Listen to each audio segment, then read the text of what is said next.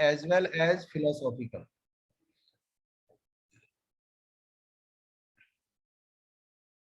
और rate trap का प्रयोग मतलब रेट ट्रैप शब्द का प्रयोग जो है वो मेटाफर की तरह हुआ है यहाँ पे।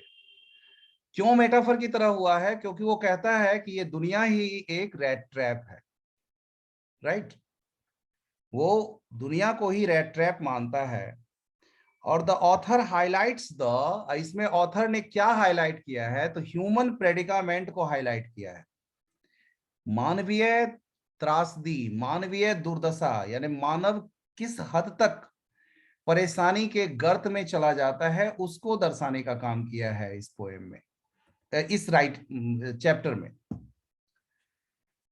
Story is a good analysis of human emotional needs. इसके अलावा मनुष्य की अपनी क्या नीड्स होती है, मनुष्य की कौन सी नीड्स है, उस ह्यूमन नीड्स को भी दिखाने का काम किया है कहानी में।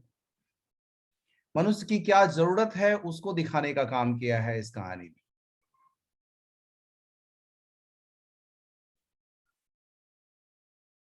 जतिन बताया, ये जो कहानी है एंटरटेनिंग, साथ ही साथ फिलोसॉफिकल भी है, और रैट ट्रैप का प्रयोग मेटाफर के रूप में किया गया है। रैट ट्रैप का प्रयोग मेटाफर के रूप में किया गया है।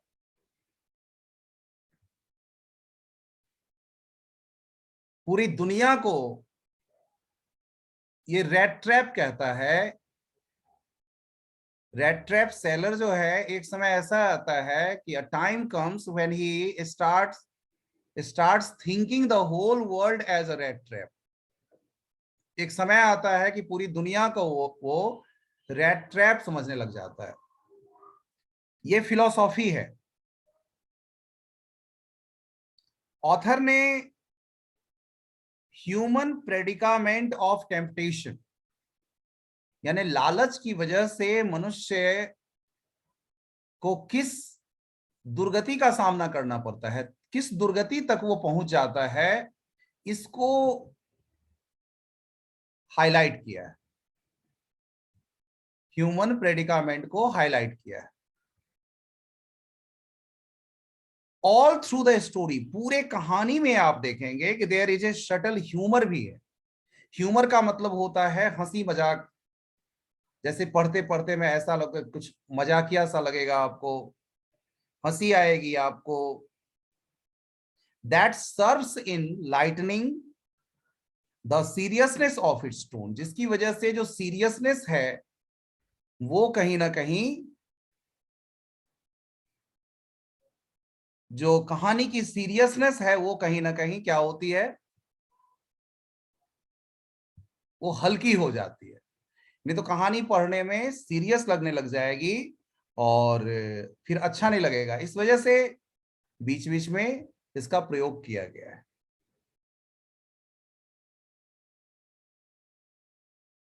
हिमांशु, हिमांशु बेटे,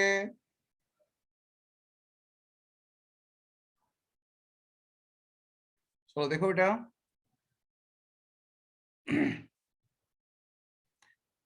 इन बच्चों को ये नहीं पता है कि जो हम बोते हैं बेटा वही काटते हैं। आज जो ये दे रहे हैं ना वही इनको वापस मिलेगा जिंदगी में, और वो भी कई गुना भर भर के मिलेगा। शायद इनको पता नहीं है। और आप सब जो जुड़े हुए हो, अगर आप लग रहा है कि ये लोग अच्छा नहीं कर रहे हैं तो कभी बाद में पता करना इनके लाइफ के बारे में।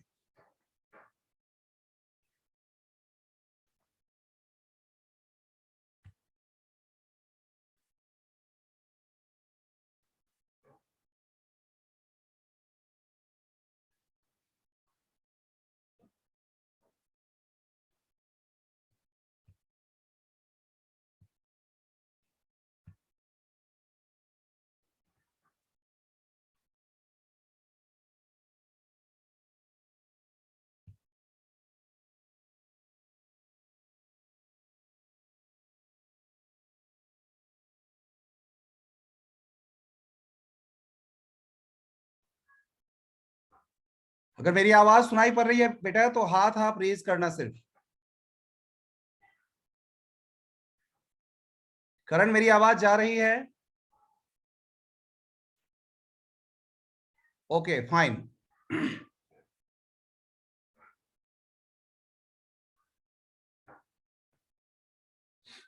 देखो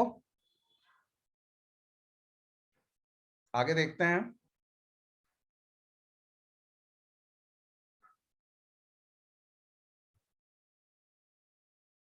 हमें इस कहानी में दिखती है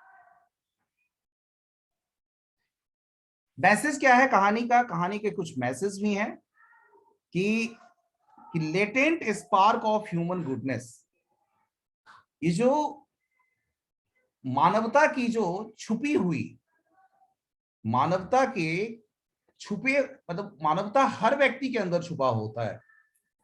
डिपेंड करता है कि वो एट ए टाइम कौन से चीज को, कौन सा चीज उसके ऊपर भारी हो जाता है।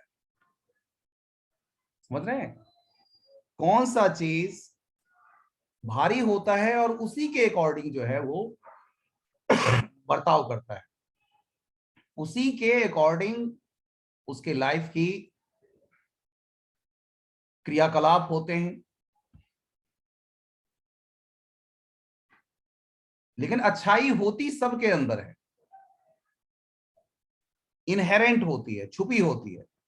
It can be stirred into life through, और इसे लव और अंडरस्टैंडिंग के द्वारा जो है सो बदला जा सकता है। अभी आप आंदोलित हो पाती है, कौन सी भावनाएं उभर के सामने आती हैं, वो वैसा ही बिहेव करता है। तो before sitting in judgement and condemning and criticising the sinner, we must think twice. तो हमें दो बार सोचने की जरूरत है। Each one of us can succumb to temptation, हम सबसे गलती हो सकती है। हम सब भी जिस तरह से क्रॉफ्टर के द्वारा जो पैसे दिखाए गए थे वो चारे के रूप में काम किया, और वो उसके टेम्पटेशन में आ जाता है, वो उसके टेम्पटेशन में आ जाता है। For touching, our awareness can allure us into touching the bait and getting trapped. तो हम भी ऐसा हो सकते हैं, ऐसा वीक्षण हो सकता है। जहां तक टाइटल की बात है, बहुत अच्छा टाइटल इसका चुना गया है, वेल चोजन टाइटल है इसका। It being the story of A red trap, चूंकि वो रेड ट्रैप पेडलर की कहानी है, तो रेड ट्रैप जो इसका नाम दिया गया है वो बहुत ही वेल चोजन है, बहुत सही है। Most human beings are also prone to falling into the trap of material benefits. ज्यादातर ह्यूमन बीइंग्स जो है वो मटेरियल बेनिफिट्स के शिकार में फंस जाता है। The story revolves around the incident of a man getting trapped due to his avarice. तो पूरी कहानी उसी के इर्द गिर्द तो घूमती है कि एक ग्रीड के चक्कर में किस तरह से वो व्यक्ति जो है सो शिकार हो जाता है। तो टाइटल जो है सो बहुत ही एप्ट है, बहुत सही है। क्वेश्चन बहुत सारा लिखा हुआ है, आप उसको गौर से देखें। Why did the peddler sign himself? ऐसे ये क्वेश्चन अक्सर पूछता है कि क्यों पेडलर ने कैप्टन वॉन एस्टेल के रूप में साइन किया। तो पेडलर जो था was touched by the kind treatment एडला gave him. एडला के द्वारा दिया गया जो काइंड ट्रीटमेंट था वो उसको हृदय तक छू जाता है, वो उसको हृदय तक छू जाता है। The girl in spite of knowing his real identity, लड़की जान गई थी, एडला जान गई थी उस व्यक्ति की रियल आइडेंटिटी क्या है। Still she treated him like a true captain, फिर भी वो एक सच्चे कैप्टन की तरह उससे बर्ताव करती है, एक सच्चे कैप्टन की तरह उससे बिहेव करती है। अब सवाल ये था कि it was now his turn to, उसकी अब बारी थी एडला को दिखाना, एडला को शो करना that the guest she had honoured, कि जिस गेस्ट को उसने इतना सम्मान दिया है was as honorable as, वो उतना ही ऑनरेबल है वो उतना ही सम्मानित है जितना कि captain, and not merely a पेटी थीफ। वो साधारण चोर नहीं है। ये अब उसकी बारी थी ये सब चीज वापस करने की, और ये बात वो समझ गया था। तो ये जो अब यहां पर क्या होता है, उसके अंदर की जो लेटेंट गुडनेस थी, उसके अंदर की जो खूबियां थी, उसके अंदर की जो खासियत थी, उसके अंदर की जो अच्छाइयां थी, वो आता है सामने, है ना। वो अपना काम करता है, वो उसको जगा देता है। That latent goodness awakened his slept humanity. सोई हुई जो उसके मानवता होती है, उसको कहीं ना कहीं जगा देता है। So he signed himself as captain von Stahl. इसलिए फाइनली वो वॉन स्टेल के रूप में साइन करता है, because had he not been elevated, देखिए अगर वो उस स्तर तक उसके साथ बर्ताव नहीं करती, वही समझ के उसको घर में लाया गया था, तो वो आज भी कैप्टन के रैंक तक नहीं पहुंचता, तो आज भी कहीं he would not have escaped the world. तो दुनिया के रेड ट्रैप से उसको बाहर निकलने का मौका नहीं मिलता। ठीक है, कहानी बहुत सारा है।